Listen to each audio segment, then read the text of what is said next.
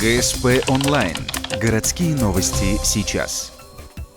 Вторник, 14:00. Пресс-конференция с руководителем администрации. 11 ноября приступил к должности новый сити-менеджер Александр Бусырев. За 50 минут пресс-конференции градоначальник ответил на 15 вопросов. Коротко он рассказал о себе. Женат, 2 сына, хобби рыбалка, охота, пешие прогулки. Для этих целей даже приобрел шагомер. В день проходит не менее 6 километров. Православный. Родился на Водном, поэтому категорически против строительства ПЗРО. Я знаю эту проблему изнутри. С детства бегал по поселку, знаю, где раньше были огорожены территории, где раньше были охраняемые зоны. Сейчас, к сожалению, этих охраняемых зон нет. Колючая проволока местами отсутствует, местами ограждения отсутствует.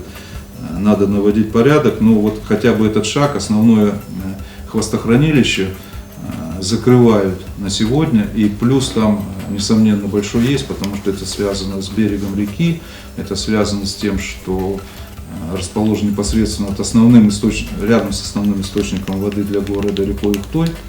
Хотя львиную долю питьевой воды мы получаем с Пожнеельского месторождения, но Ухта тоже серьезный источник питьевой воды, и угроза радиационного заражения была весьма и весьма возможна. Своей основной задачей Александр Бусырев видит решение текущих проблем. Их в городе скопилось немало. Политикой же градоначальник собирается заниматься по мере необходимости. Также планирует разобраться с земельными отношениями. В первую очередь, находясь на должности, Александр Бусырев будет выполнять программу переселения ухтинцев из ветхого жилья. Проект находится под личным контролем главы Коми. Особое внимание будет уделено малому и среднему бизнесу. Малый бизнес не может ни на земле быть, ни без имущества, ни без заработной платы. Поэтому абсолютно понятно, что развитие малого бизнеса с точки зрения формирования бюджета – это приоритетная задача. Другая вещь, связанная с малым и средним бизнесом, это решение правительства Российской Федерации, которое мы не можем игнорировать. Здесь от нас одна проблема.